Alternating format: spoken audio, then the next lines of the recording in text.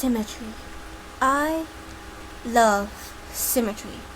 I'm not sure exactly why, but I loved it since I was a kid. Most children are messy and forgetful of their things. Not me. I knew everything has a place in my room, and in my room, everything was right where it belongs. My parents didn't have it. My grandparents didn't have it either. Not a single person in my family had it. I started referring to it as it because I truly believe it's something inside of me. A stowaway that shouldn't be there but lives inside of me. It's a need, a desire, a longing to be perfect. Perfect on both sides. As an adult, I'm at the point where I can't live my life normally. I can't keep a job. Men don't stay with me because they can't handle it. Honestly, I don't care when they leave. They're messy and make things difficult. They roll over to my side of the bed instead of staying on their own. They leave dishes in one side of the sink but not the other. I can't work anymore, so when they leave for the day, I have to stay home and fix everything. It's a relief when they leave for good. That feeling never lasts though. Eventually it comes back and finds something else that needs fixing. You may be asking, why would I seek out relationships to begin with if I can't stand them? Well, it's hard for me to sleep in the middle of the bed all night without moving. Other than the relationship problem, my life is pretty much in order. I say pretty much because this is one last issue that must be dealt with. You see, I have what's called heterochromia iridum, or two different colored irises. My right eye was cornflower blue, my left pale green. Both my parents have cornflower blue eyes, my siblings and my cousins as well. My green eye is the broken one. It makes me unbalanced. Every time I look at myself in a mirror, it stares right back at me. It's all I think about now. Everything is in its right place except for my green little mistake. It didn't hurt at first when I dug the spoon under my eye.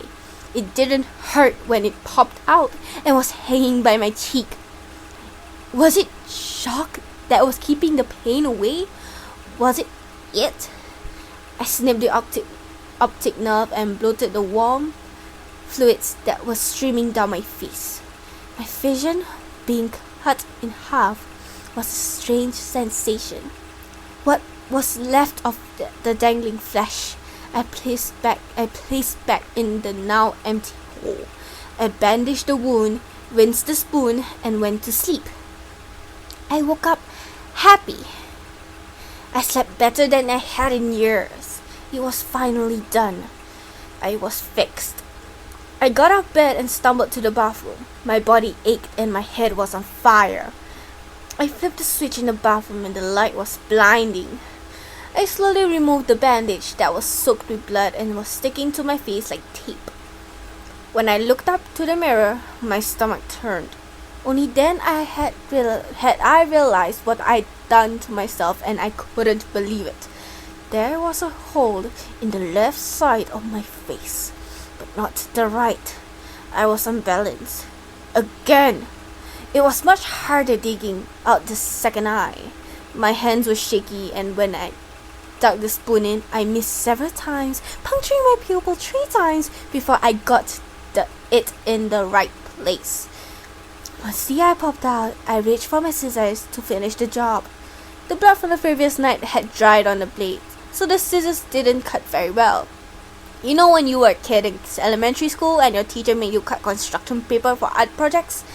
Did you ever try to cut too many pieces at once but the scissors couldn't take it? The blades would kind of fold over each other and the paper would get pinned between them. That's what happened to my eye. The optic nerve was pinned between the two blades. It was stuck, and as I tried desperately and frantically to make it unstuck, I slipped on the blood and started falling to the floor. Reflexes kicked in and I let go of my eye and tried to break my fall with my hand.